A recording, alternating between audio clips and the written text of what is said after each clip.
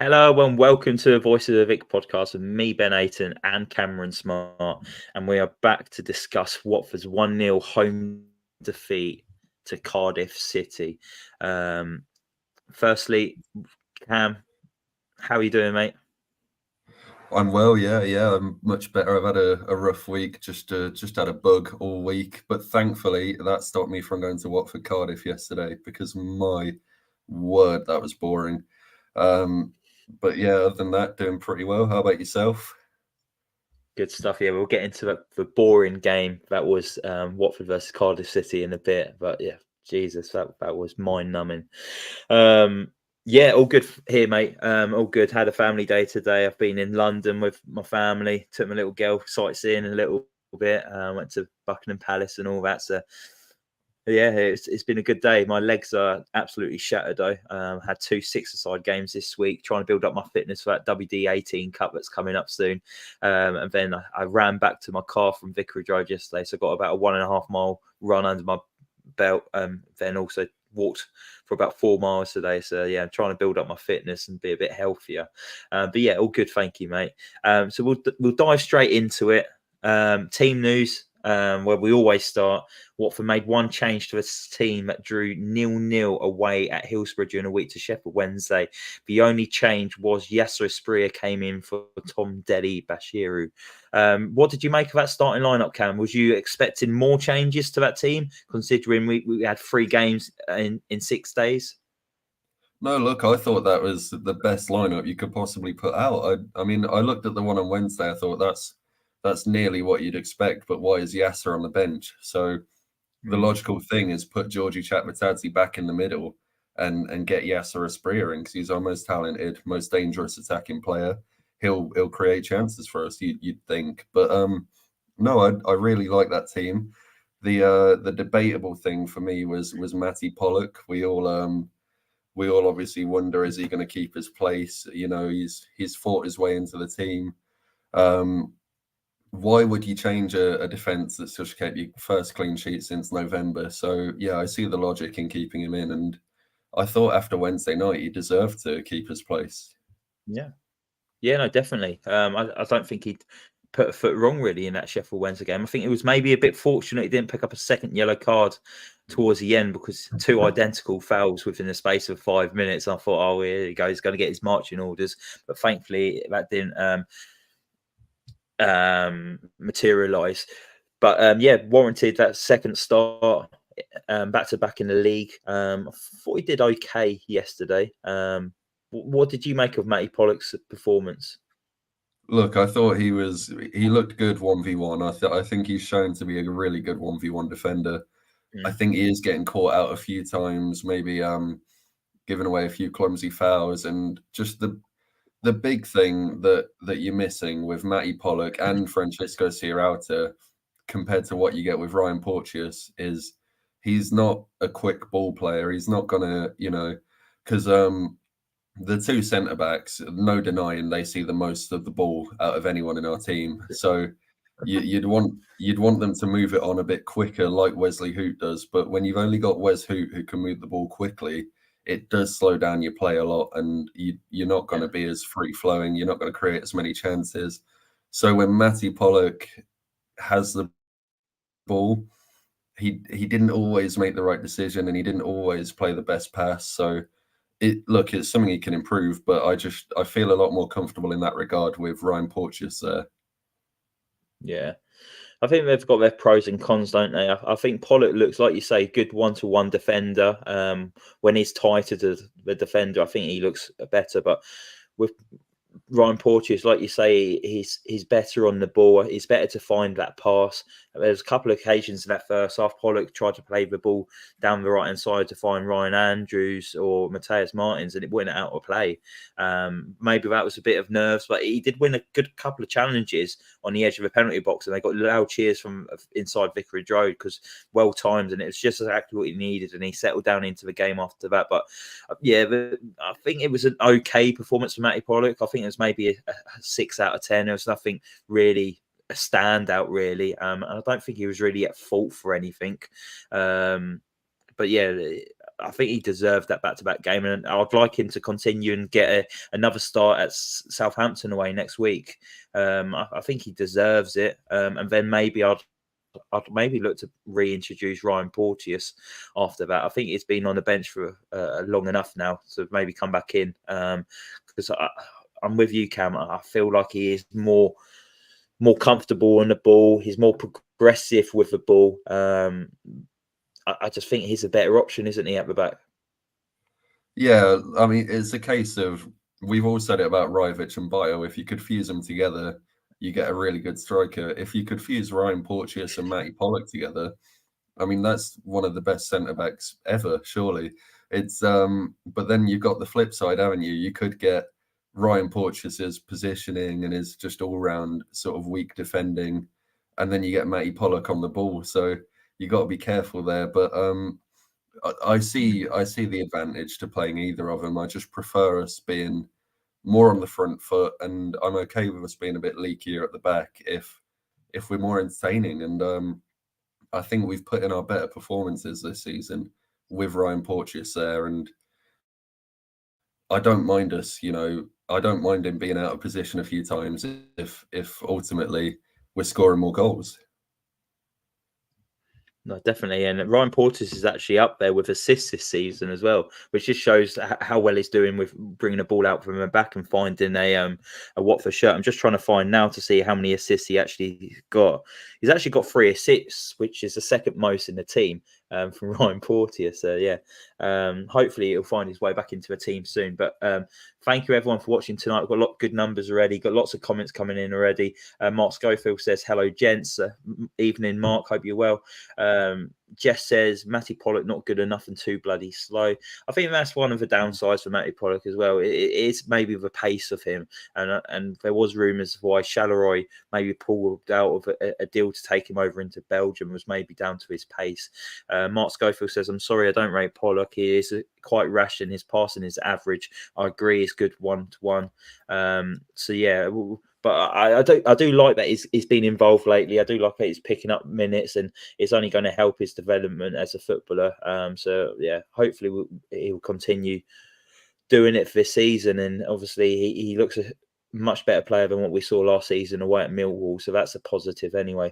But we talked about it at the very start, Cam, saying about how boring the game was yesterday, and it was. I think that was enough to put anyone off wanting to watch football. That first half an hour, the amount of times the triangle at the back, Ben Hamer, Wesley Hoot, Matty Pollock passed between themselves was ridiculous. I'd like to find out the number they actually did do it, because it just, if there was a heat map, it would have just been on the edge of that penalty box, because we did not advance the ball forward or quick enough yesterday. It's just frustrating being that team at home, just keeping possession and doing nothing with it, isn't it, Cam?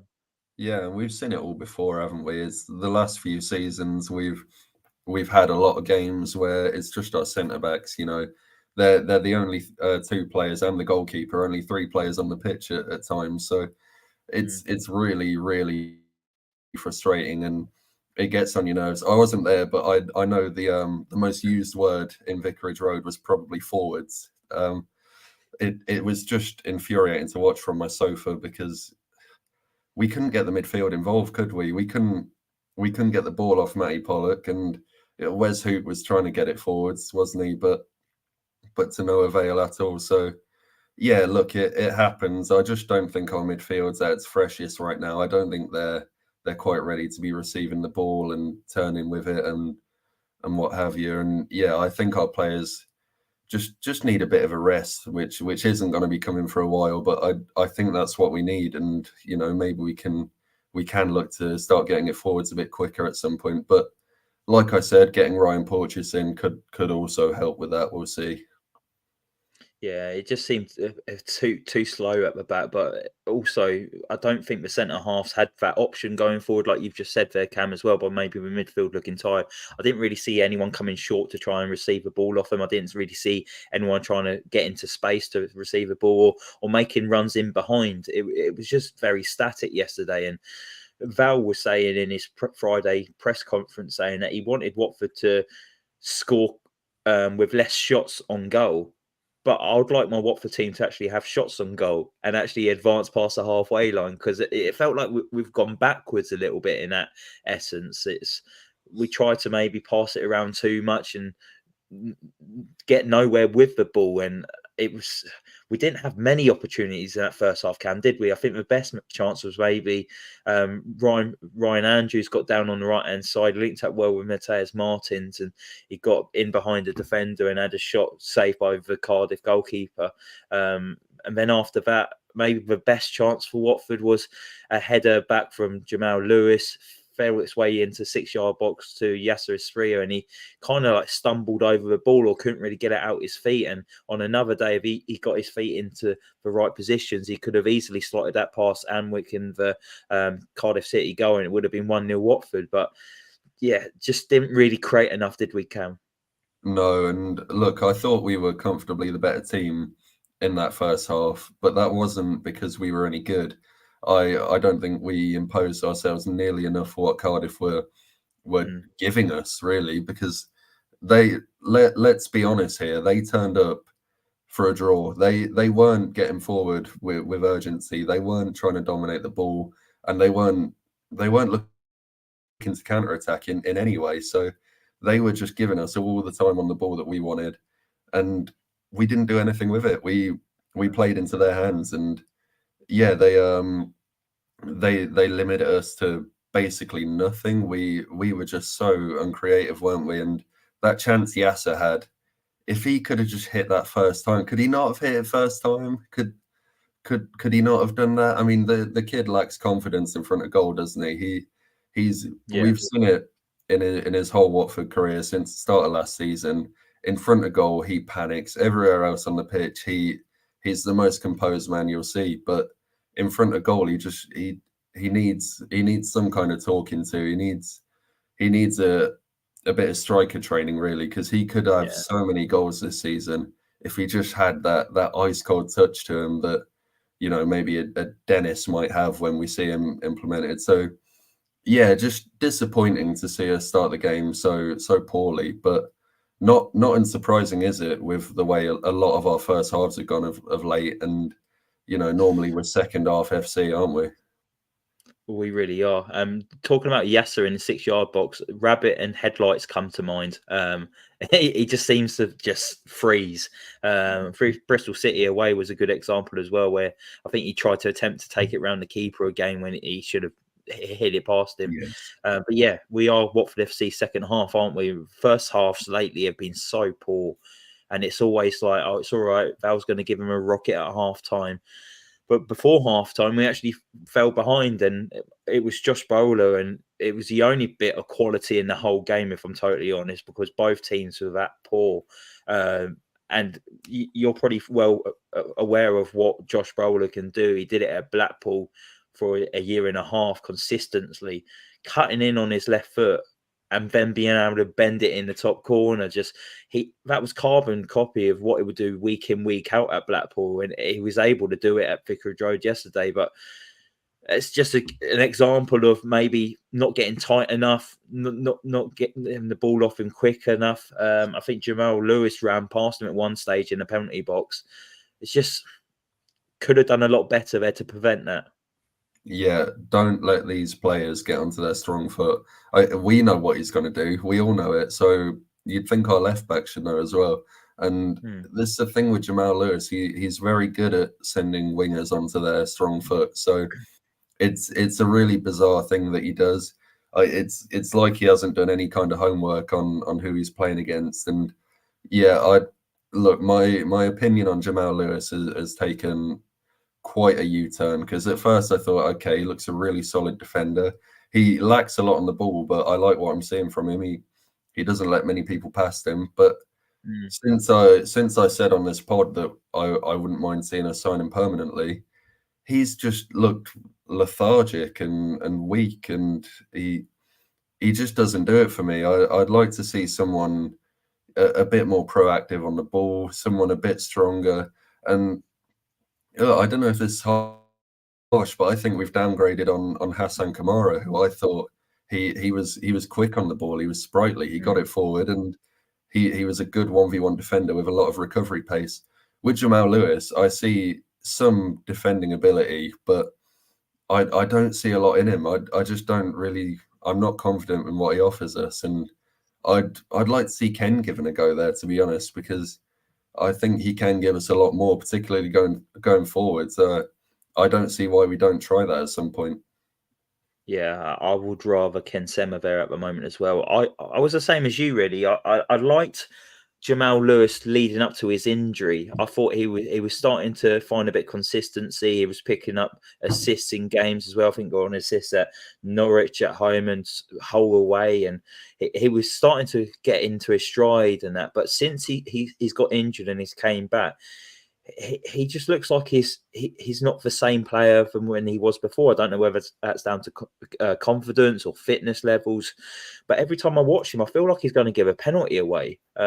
He just seems a little bit clumsy when it gets into the penalty area, and for me, his ball into the box isn't great. The amount of times he has to get into a really good position and then he brings the ball backwards, passes it backwards when he could have just taken one touch and get it into the box. He seems like he just lacks confidence, and I don't know whether that's came from him not getting into a team at Newcastle after his big money move from Norwich City, and it's just never really worked out for him. But I was thinking during the game yesterday, Cam, I wouldn't miss him if we didn't re-sign him in the summer. Because obviously he's on loan, but I feel like we can search for a better left back than Jamal Lewis. I don't know if that's harsh or not, but I feel like there's better options out there, and I wouldn't miss him. No, and we'll touch on this later, won't we, about transfers? But we're losing him in the summer, so we're in a position where we can go and get another left back. But why do we want to keep doing this? I mean, we're signing a new left back every season, aren't we? So I'd like us to just get someone who can play left back for us for a few seasons. Have a few attributes about him. Just add something different to the team. And I that's why I think the best option there right now is Ken, because he can make stuff happen out of nothing, and he is a solid enough defender. So yeah, I'd definitely just put him there and go and sign a new left back in the summer for sure. Mark Schofield makes a good point here as well, and this is probably why we've not maybe seen the best out of Lewis since his injury, because Ken's not played there either over on the left-hand side. He says that Lewis does link up well with Ken Sema. If you play Sema at left back, it means Asprilla or Martins on the left wing, where I prefer Ken.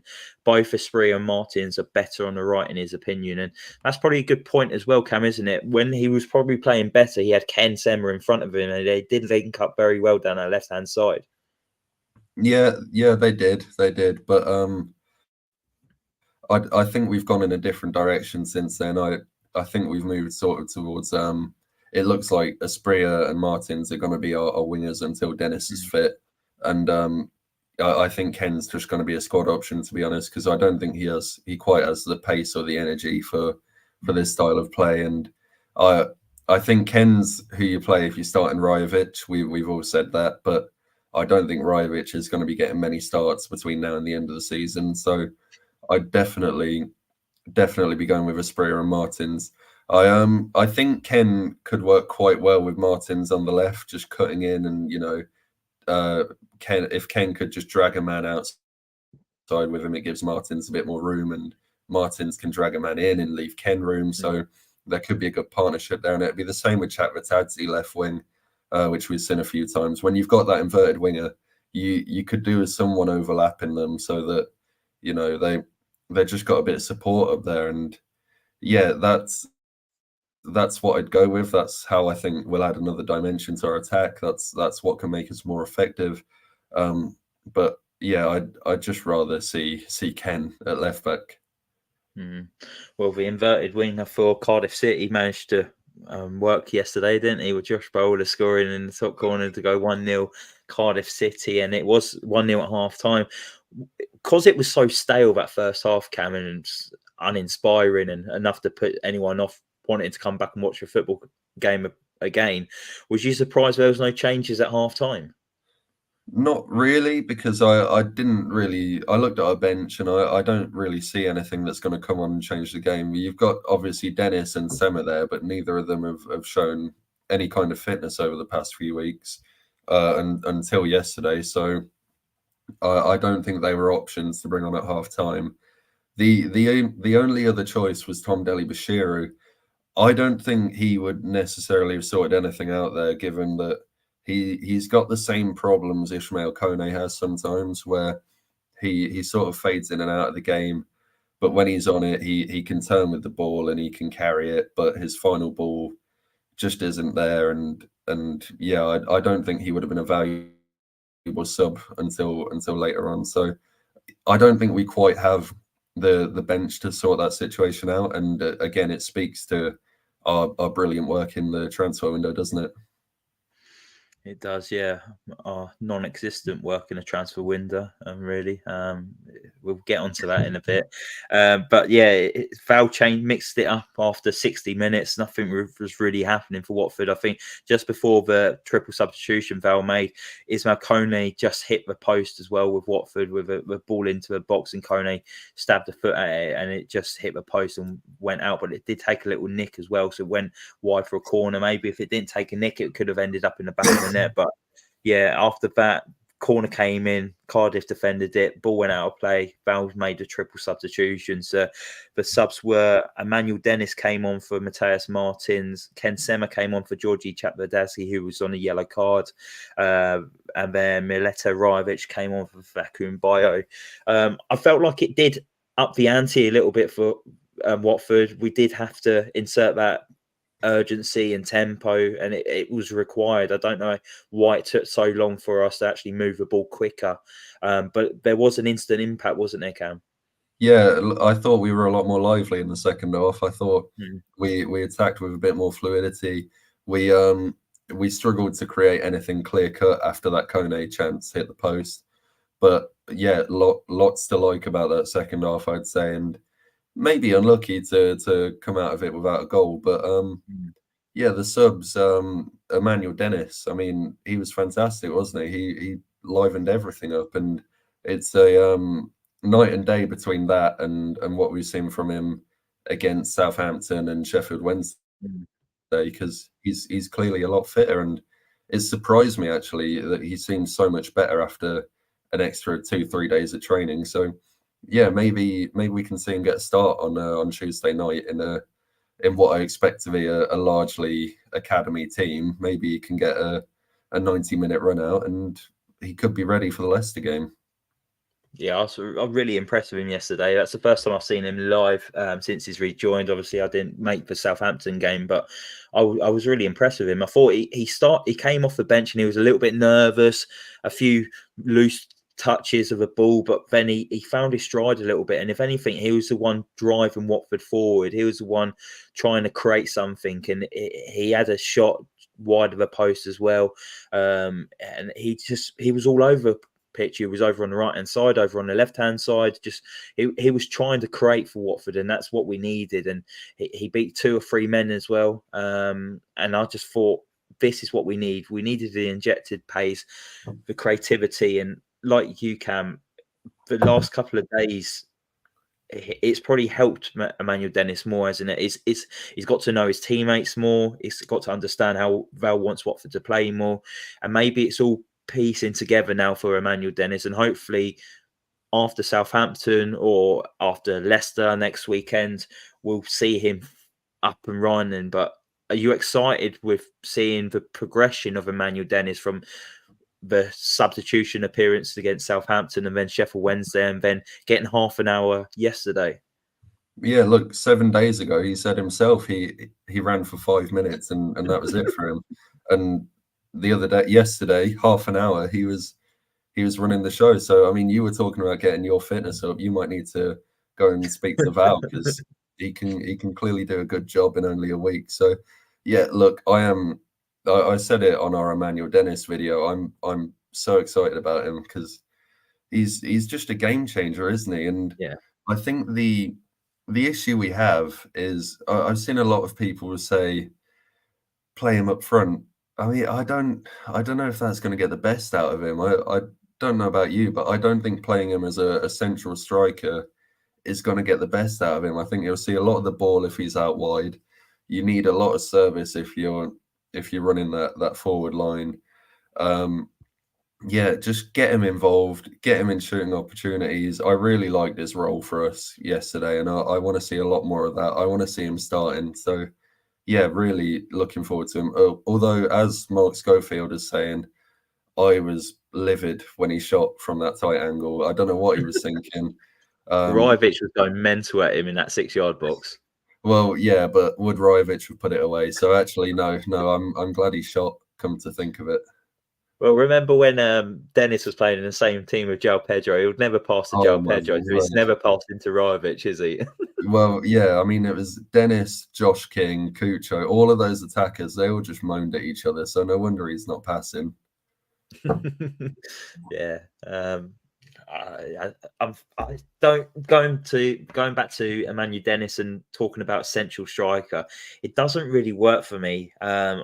I think he's going to be more of a threat coming in off the wings. And like Mark Schofield said here, he beat 2-3 players and ran it down the wing, didn't he? And I think that's when you see Emmanuel Dennis at his best, when he's got loads of space in front of him that he can run onto with a ball slid down the side, and he can get a ball into a box, or he can cut it back and take it past the player. Like we've struggled to win many penalties this season, and we've only got one from a handball. With Emmanuel Dennis in the team and running at defenders like the way he does, I won't be surprised to see us win more penalties, or actually win a penalty by getting fouled into a box. And I just don't know.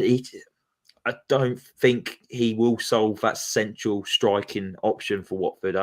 He's not going to win balls in the air. I think he's too small to be a central striker as well. Like maybe if he was up there with someone, play him as a 2, just off maybe Bio potentially, but I wouldn't. Play him up there on his own. But after that, Cam, it was better from Watford. Like we weren't passing the ball on the edge of our box. We was actually pinning Cardiff back, and it was attack after attack, and there was lots of balls into the box, but the balls weren't particularly great. I think Ken Sema from a corner found Wesley Hoot, and he headed it over from like the 6-yard box, but we kept on knocking, but there wasn't real quality from Watford, was there, to really like test the goalkeeper? No, we created next to nothing clear cut, and that's ultimately not going to get you goals, is it? We what I did like is we weren't struggling to get Kone shooting opportunities, and that's something I've talked about a lot. I'm a big fan of how we get our midfielders in shooting places, because they know where the net is, and they know how to hit a ball from far away. So yeah, look, Kone on another day probably comes away with a goal. Some of his efforts were pretty poor. There's one that seemed to almost go straight up. It was horrendous. But yeah, got to be more creative. Got to see more from Yasser in that regard, I think, because there's a lot of onus on him to be creating the chances, I think, and I just don't think we've seen that from him last few weeks. So yeah, look, players are tired. That's what I'm putting it down to. We're not going to be able to create these chances when these players are tired. Credit to Cardiff, they shut us out pretty well, but I thought we could have done a lot better.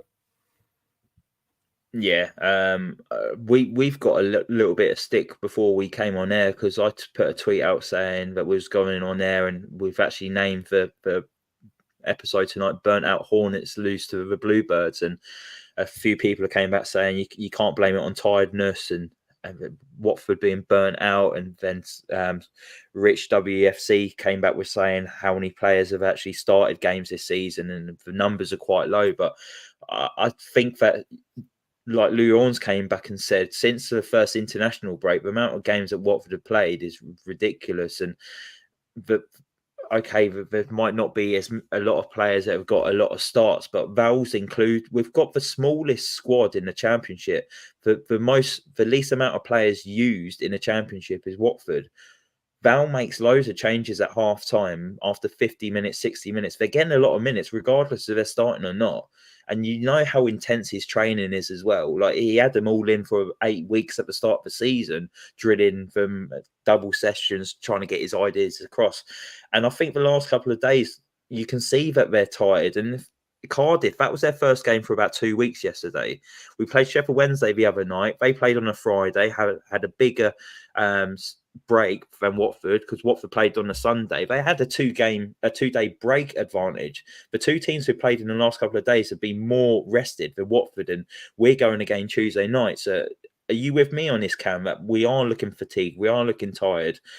And obviously the transfer market we're going to get onto next, but hasn't helped because we're still very low and limited, and our depth is so small, and we're seeing that with tired performances. Yeah, and even putting aside all of those facts, I mean, just watch the players. They look tired. They've looked tired for weeks now, and I don't think we've helped ourselves really by not really adding to the squad. In fact, by taking away from the squad. I really want to get onto the transfer window talk, if you couldn't tell, because I keep bringing it up. But it's so frustrating that we've let two players go and we only brought one in, and they are tired. And you mentioned Sheffield Wednesday got a bigger rest than we did, and Cardiff got a bigger rest than we did. Leicester are going to get a bigger rest than we did as well. And quite frankly, I don't think they need a bigger rest than us to beat us. So we are up against it, whether you like it or not. We're up against it because of this schedule. I don't want to sound like Jurgen Klopp, because I don't have any sympathy for footballers that have to play football twice a week.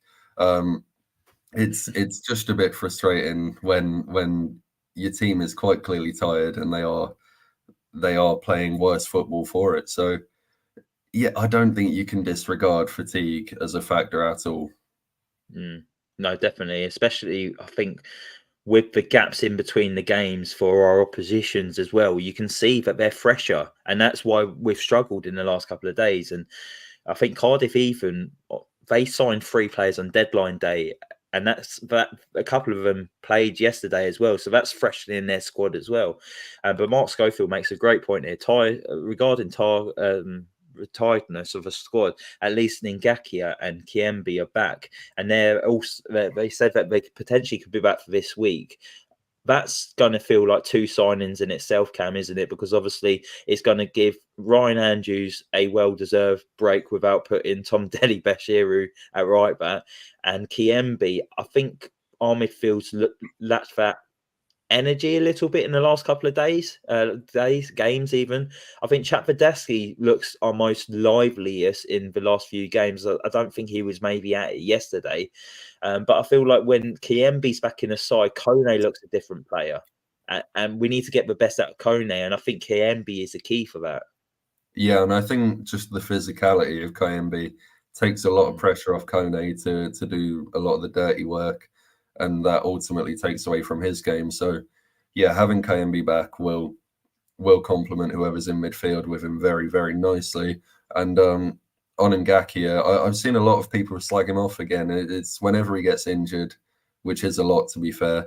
But whenever he gets injured, he seems to have become this villain on Watford Twitter, which I don't like, because I think he's a lot better than people give him credit for. And I think he was one of our better performers before he got injured as well. He was doing a great job in that sort of right back midfield role. And just think how many goals we conceded sort of over the festive period because we didn't have a backup right back, and we had to play Tom Deli there, bless him. So yeah, gonna be brilliant to have another right back. Take a few minutes off Andrews, because ultimately he is a young kid. We still need to manage him. First season in men's football, so yeah, good to have Jeremy back. Probably even better to have Edo back, because I think he's been a huge miss. Yeah, there's a Edo Kiembe shaped hole in that midfield at times, and we have seen that a lot. But Watford, yeah, they did end up losing 1-0 at home to Cardiff City. It's been a long time since Watford have found defeat, isn't it, Cam? And it does hurt because, like you said earlier, Cardiff, they didn't come to win the game. They didn't really show too much other than that one bit of quality from Josh Bowler. They didn't really test Ben Hamer. So disappointing to lose that. I don't think we deserve to lose. I think, well, maybe we did deserve to lose because we didn't create anything really to test their goalkeeper, did we? So maybe on that essence that we did. But what did you make of the overall performance and the result, and where does it leave the Hornets now? I don't think it's the worst performance you'll see from a Watford team this season. I think we probably could have got something out of that. With the way we pressured them in the second half, and we had a few clear-cut chances in the first half. We could have easily come out of that with 3 points, but ultimately just not creative enough. And you've got to defend better in a situation like that against a quality player like that as well. You've got to be more aware of what their game is, what they're going to do. When you just show a winger onto a strong foot like that, you deserve for bad things to happen. So yeah, it's probably a fair result. I think Cardiff defended well, and yeah, they deserve a clean sheet for the work they put into that. But in terms of where it leaves us, I don't think we look like a playoff chasing team. I don't think we have done for a number of weeks now. We've struggled to turn draws into wins, and this one, you'd probably say we turned what should have really been a draw into a defeat. I think you could say that. So yeah, we don't win enough games, and I don't think we show enough quality. I don't think we have a big enough squad. And I think we'll settle for mid-table this season based on that showing, and that's fine. I don't think anyone expected us to be a playoff chasing team. I think Val's done a good job to make some people possibly believe that. But yeah, just frustrating, isn't it? It really is. It was actually Watford's first defeat since Boxing Day in that 4-1 home defeat to Bristol City. And like you say, we have had worse performances. It just never got going, that performance yesterday from Watford. And then we saw a little bit after that triple substitution, but it wasn't enough to throw any pressure really at Cardiff City. And I'm just a little bit disappointed, really. But then weighing it up when we're talking about the tiredness and fatigue of the squad that we think we're seeing at the moment, you can't really blame them. I think it was just a tired performance from Watford. And the worst thing that Watford could ask for now is a FA Cup replay with Southampton Tuesday night. But like you said earlier, we want it heavily involved with the academy players, because if we advance, it's away to Liverpool. Does this current crop of Watford players, okay, they might want to go to Anfield and play against really top world-class players, but it might not be the best for them for the season, really. No, look, I'll be tuning in on Tuesday, but honestly, I don't care what team we put out. I don't think Southampton are going to put out a particularly strong team either, but I don't want to see us at Liverpool, to be honest. And yeah, I don't care if we get knocked out of the cup. If we won on Sunday, if we just held on to that lead, I might feel a bit differently about it. I might feel a bit more up for the cup, but that 90th minute equaliser has just killed it for me. I mean, that's the worst possible result you could have got, isn't it? And yeah, a replay at Southampton on Tuesday, it just means nothing to me. So put the kids out, get Dennis a few minutes, get obviously Backman. Why not get Backman a few minutes? I'm not going, so I don't have to go and watch him. Get whoever else isn't really playing, maybe Jeremy and Edo can get off the bench if they're ready. I don't know, just whoever needs the minutes, I'm sure they'll get them, and the rest of it, fill it out with the academy, because we cannot be playing our first team in this. I know Val wants to win every game, but we cannot be putting our strongest team out in this one. Yeah, but I'm the same as you. Fringe players, give Tom Ince a start, those kind of players. I'll give Greaves a start as well. Definitely. Sirielta a start as well, even if that's CDM. Rest Drake Livermore. The important games coming up is Leicester at home next weekend. Be as fresh as possible for that. Just don't pick up any injuries at this Southampton game. And what's not exciting for me as well, Cam, is with the thought of Liverpool next round, it's be a midweek game. It's not even like it's a Saturday or a Sunday where it will be a quality away day, 4,000-5,000 Hornets going up there. It's going to be a midweek game. 8 o'clock kickoff as well. What an arsehole of a fixture and a time for fans travelling up there. Like, I've been to Liverpool before for an evening kickoff, and it takes absolutely ages. I don't think I got back till 2 a.m. Like, I can't think of anything worse than going to one of the best teams in the league, in the world, and and playing them when we're absolutely down on our knees. Yeah, and obviously with Klopp leaving at the end of the season, they're bound to win it, aren't they? So I couldn't think of anything worse either. And I've not even done Anfield. It's one I need to tick off, and I just have no interest in it. I don't want to go there on a Tuesday night. If it was a weekend, I'd be thinking, yeah, let's go and roll over Southampton because they're going to put the kids out. But Yeah. no, I've got no interest in it. Can we forfeit? Is that possible? Because I don't see any benefit to either side really of playing this. I'm the same as you.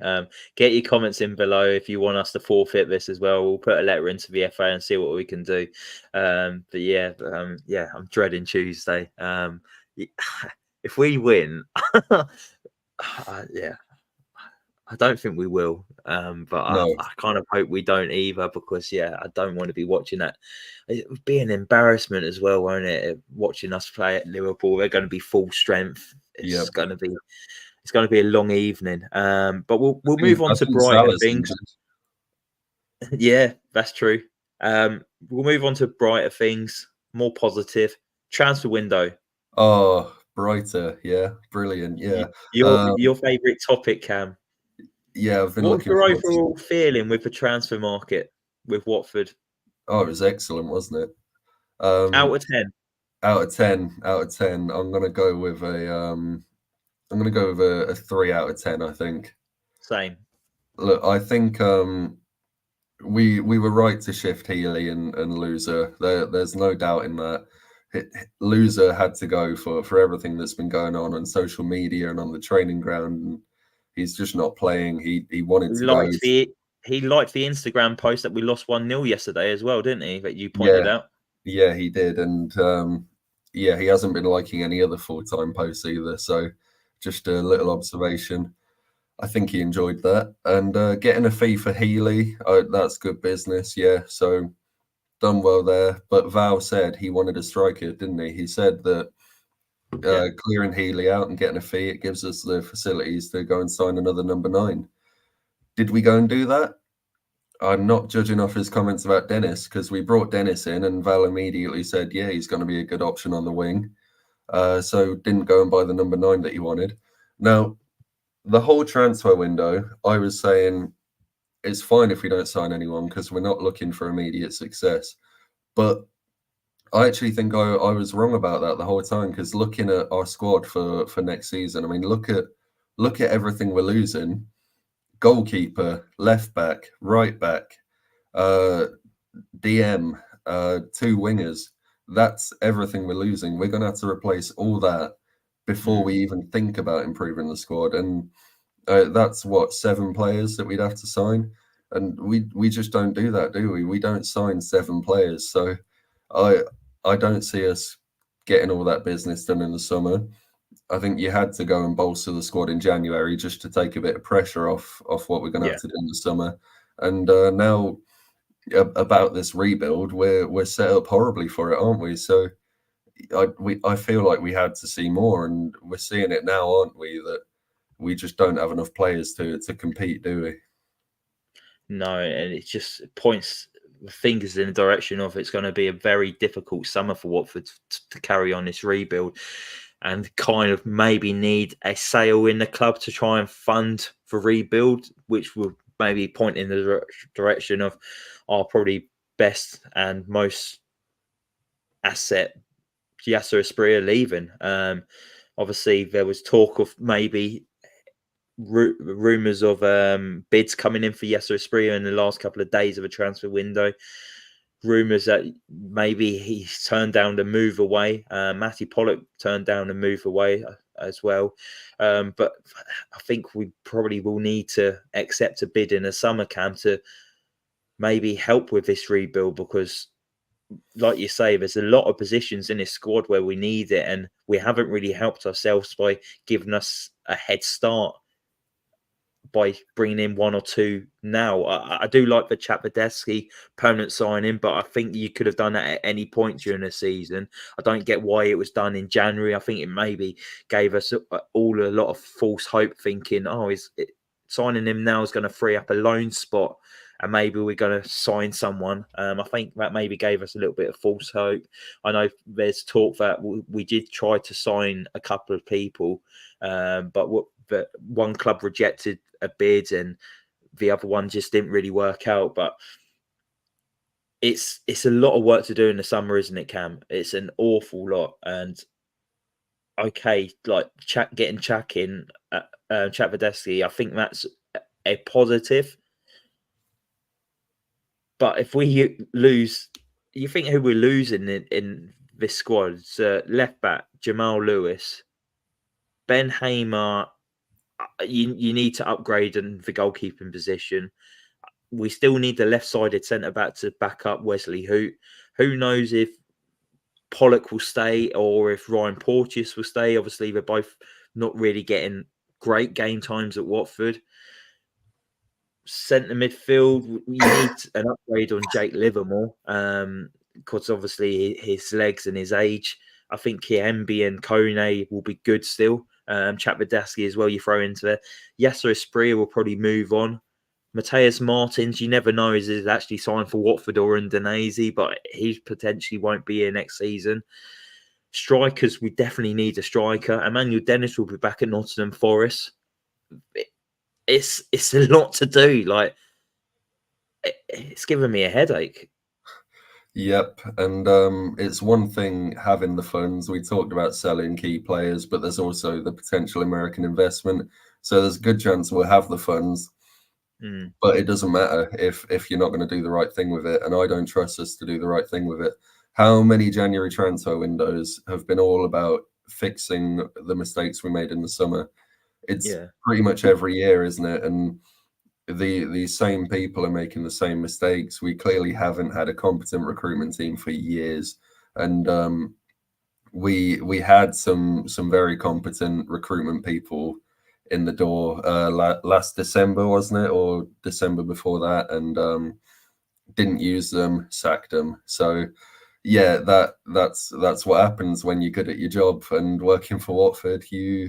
You don't get used and you get sacked, and then you stick with the same incompetent people who keep making mistakes, keep buying you shit players, and don't sort anything out really. And now we are in a bit of a mess. We are going to have a lot of work to do, and if you keep operating like this, your squad's going to get smaller and smaller every year until you have to fill it with academy players, and you can't compete at the level, and you get relegated. So need to sort something out really, because we can't keep doing this every summer and every January, just not signing the right players. I mean, I don't know when the next fans forum is about football operations, but some people need to stick some of Scott Duxbury's quotes to him, because we are being taken the piss out of, I think, and I don't think it's on. So yeah, look, that's my honest thoughts on it, and it really, really does piss me off. Yeah, no, it's pissing off a lot of fans, if I'm honest. And do you see with the last couple of weeks in the transfer window, do you see that Gino's probably hasn't put any money into the club because he's trying to stick to us being debt free at the end of a season and didn't want to spend any more money towards it? Or also, do you think that he's kind of trying to, or he should have gone down the other route of, we weren't far off the playoffs, and if he added in a couple of millions, it could have been more of attractive if Watford got into the playoffs for these potential new American investors? Yeah, I mean, look, we'll see soon, won't we? If that whole debt-free thing's true, because accounts apparently everyone's been saying have to be published soonish. So we'll March, see. I think, isn't it? Yeah, something like that. So we'll see if we really are going to be debt-free by the end of the year. But I'd suggest by the trend of Duxbury quotes, expect the opposite is what I'd say.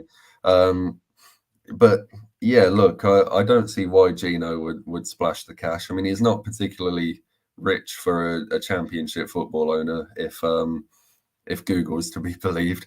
Um, but yeah, I mean, I don't see why he would splash the cash. I don't think he's that interested in us, to be honest. And what really, I forgot to mention, what really pissed me off on deadline day is, I don't know if you saw Etienne Kamara.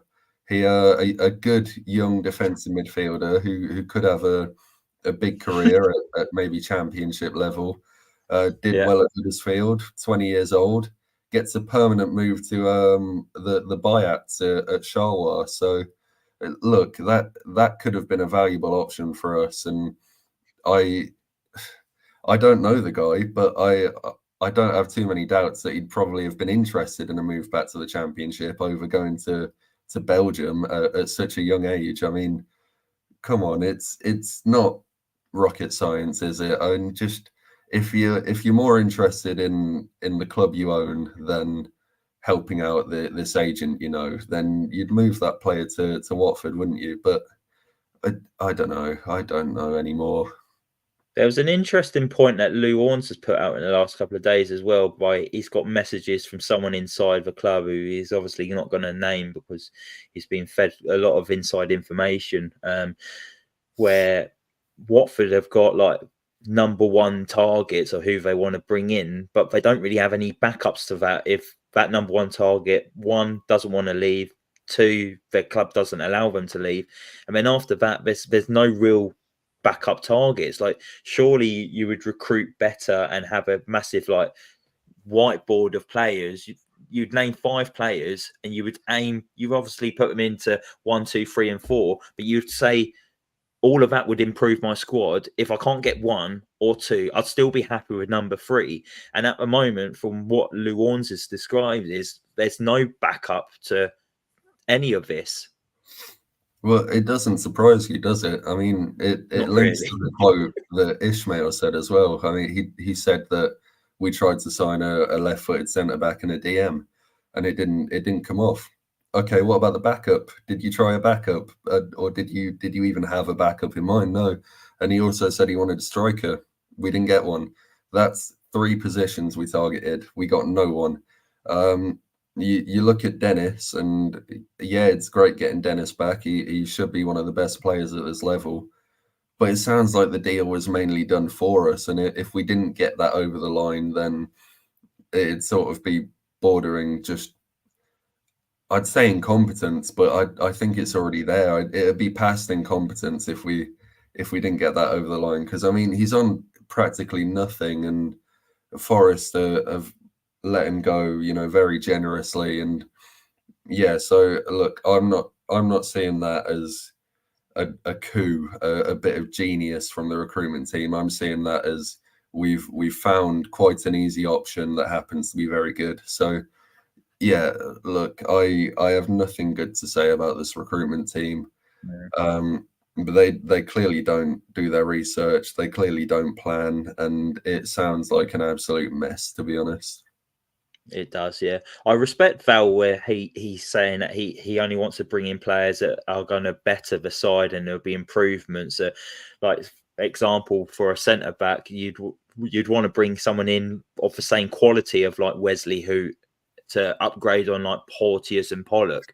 And if those players haven't been offered to Val, then he doesn't really particularly want to bring them in. Say, for example, I don't know, Bakuna, who we signed last season to help out in the defensive midfield. I Like if remember we had like a player like that being offered to us, because he said we have been offered a lot of players and he hasn't accepted them because they're not going to actually improve the side. So I do respect that, but surely like this falls down to the recruitment team that they've not been backing up their choices really, and we've said it already that they've not got backup targets, and that's where we've gone wrong. Like their number one target's not there to be able to brought in, but they haven't got a second and third or a fourth of the same quality of better players to bring in. And it's just a merry-go-round and a circus, and it has been for years. And we're getting used to this recruitment style at Watford, and we've been lucky with a few gems now and again. I think we've done well to find Chap Vadasky and bring him in, and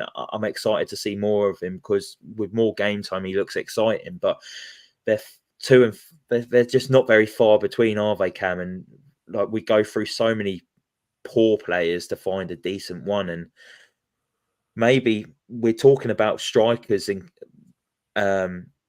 Val said we was close to maybe getting one, or we couldn't get one, but he really wanted one. Potentially the best striker we've got at the club, Cam, is out on loan at Leighton Orient. Shaq Ford is 8 goals for the 19-year-old in 24 League One games, got 2 goals yesterday. Surely he's got to be in and around the plans for next season, surely. Yeah, and hopefully not a defensive midfield like where Val put him in pre-season. I think anyone's a defensive midfielder in his eyes. But I am excited about Shaq Ford. It's nice to see Ryan Andrews in the team, obviously having that academy player that we just haven't had for years. I couldn't tell you who the last academy player was that actually made it for us. Was it Maps? I don't know. But I just want to see Shaq Ford do well for us, to be honest. He did well in the National League. He's doing well in League One. I saw a Leighton Orient fan say that he's been fantastic for them. So look, I want to see if he can make the step up to the Championship. If not, give him another year in League One, maybe even back at Leighton Orient, and yeah, let him develop, let him learn his trade, and hopefully he'll be ready for us in no time. Or maybe we'll be ready for him. Maybe we'll be down in League One at some point. If we are, we finally got a great striker in Shaq Ford. So yeah, I am excited to see what comes of him. His progression's been quite well, to be fair. Like he did very well for Watford's under-23, scored quite a lot of goals, then went on loan to York City and scored a hatful in the National League. And then he's actually gone up 2 divisions since then to Leighton Orient, and 8 goals for a 19-year-old in the 3rd tier of English football's not bad going at all. I think he scored against Portsmouth the other week, who are the league leaders, and then he grabbed 2 yesterday, and one of his goals was fantastic. Bending it into the top corner, and then his reactions as well to get the second goal, the header as well from a corner. Great movement off the ball, and it did really well with that. So I'd like to see him in and around the side next season, especially if we can see headaches ahead, Cam. We're not too sure what's going to go on with the recruitment, and with Ryan Andrews doing so well as well in the side where he's been given the opportunity, I hope that we could maybe give us to Shaq Ford, sorry. Maybe another one to keep an eye on for next season, Cam, is a youngster who maybe took us all by surprise by joining League Two Gillingham. It's Hurtado. He came off the bench and got 30 minutes yesterday in a 1-1 draw for Gillingham. I saw a couple of tweets from Gillingham fans, and they was very excited, and they said that he's probably the best player they've seen in a Gillingham shirt for a very long time, and they hope it's not going to be too long until he gets his first start, because when he came on, he was lively, he wanted to get the ball forwards, and he was just a constant threat and just wanted to make things happen. So he's probably maybe one to be involved next season as well. Yeah, look, I think that move caught everyone off guard, and in different ways, really, because I saw a lot of people saying, how has he only gone to League Two? And I saw a lot of say, I didn't think he could even get in the National League. So it just shows how little we know about him, and I think we'll learn a lot about him over this next half season at Gillingham. So yeah, look, nice to hear that he looked promising, and I thought he looked quite promising against Chesterfield as well. So it remains to be seen if he can do something for us. But again, we could be helping bridge the gap by getting relegated over the next few years. So look, I want to see him have a future with us. So yeah, good luck to him. Another one I wouldn't mind having a bit of a future with us as well, and it all depends on how he recovers from his injury and if he gets any game time for the rest of the season. Quadro Bar obviously was on loan at Burton Albion this season in League One. He was doing quite well, got a few goals and assists. but his loan got terminated because he picked up an injury and he came back to Watford. So I think they wanted to free up their. Obviously, he was on loan and got injured for a few months. I think Burton Albion wanted to terminate that loan so they could bring in another loan player that could help him out now, instead of having to wait for a couple of months, which makes sense for them. But he's one that probably I wouldn't mind seeing a little bit this season as well. Yeah, and it's such a shame for him because he was having a great time at Burton in League One, and I think we've really mismanaged Kwadwo Bar's career since we bought him. I don't think we should have bought him when we did. I think we should have let him give League One another go. We didn't loan him out that first season, did we? We just kept him, and he sort of rotted and didn't really get the development that he needed at that stage of his career. So, yeah, that was quite disappointing. But it was nice to see him get going at Burton, and yeah, really, really sad for him that he's had to come back. But hopefully we can see what he can do before the end of the season, because I do think there's a talented player there, and there's potentially a championship player there. So yeah, it'd be really, really nice to see if he can if he can kick on, maybe, fight his way into the team after he comes back from that injury, whenever that might be. Yeah. I think with him as well, I think he's coming into maybe a crowded area as well. We've got a lot of wingers at the club, haven't we? So he might struggle to find game time, but I hope he does maybe knock on that door and is given some opportunity, because he's meant to be rapid as well. And yeah, look, the joy of being a mid-table team that won't have much to fight for is we can give whatever player we want a chance. So if look at Ryan Andrews last season. Exactly, yeah. Ryan Andrews got his big break because we had nothing left to play for, and hopefully we see the same with Kwadwo Bar. Hopefully, we maybe by the time we're out of sight of playoffs, we give him a go, because I think he could do a good job. Yeah, I wouldn't mind seeing Greavesy as well, giving him some minutes as well, because he was promised some minutes in that Chesterfield game, but he never managed to come on because of the state of the game, us finding us 1-0 down, so wasn't the right environment to bring him on. But yeah, you don't know if the youngsters are good enough until you give them that opportunity and throw them into the mixer, and that's what we've seen with Ryan Andrews, and he's taken to it like duck to water. So hopefully we do get to see more of these youngsters, and that's what I will say about this, Cam. I know we've worried a little bit about next season and that, but we do have some promising youngsters, which is refreshing to have. So at least we've got that to maybe fall back onto. Yeah, look, I'd rather, if they're not quite ready, I'd rather see them playing out on loan in maybe League One or wherever they need to be, rather than, making up the numbers in our squad. But it is nice to have good young talent around. And what's encouraging for me is I actually hadn't heard of Ryan Andrews before he made his debut for us. He's not one that was talked about, really. It was Shaq Ford, Adrian Blake, they were being talked about. Yeah. Ryan Andrews not mentioned, so who knows who else they're keeping quiet about. And yeah, it's nice that we got Barr, Ford, Hurtado, all of those. They can come in and do a job. So yeah, I'm looking forward to see if they can make it for us. One thing that Watford have probably improved on lately is sending out our youngsters out on loan. Because before, a couple of seasons ago, we weren't really doing it, and like you said, they were rotting maybe in the backgrounds, and their careers weren't developing. You think we've sent Matty Pollock out on loan to Cheltenham and to Aberdeen as well, and that's helped his career. And we're seeing it with Hurtado and Ford as well. So I hope that does continue, where we send out our youngsters to the lower EFL leagues, where they can develop and come back to Watford as stronger players. But yeah, I think that's it for one evening. Now we've had our Cardiff City review, and then gone into the FA Cup game, and also transfer talk, and given our opinions for maybe next year's recruitment. But yeah, thank you everyone for watching tonight. It's been great to get you all involved. If you've liked the video, hit that like button, and also hit that subscribe button, and we will be back probably to discuss a review of the Southampton game midweek. So keep your eyes peeled on all the socials. So we'll be back soon for that. But yeah, hopefully Watford progress to the next round of the FA Cup, or hopefully don't. Yeah, hopefully whatever way you want it. But yeah, we'll see you all soon. So come on, you ones.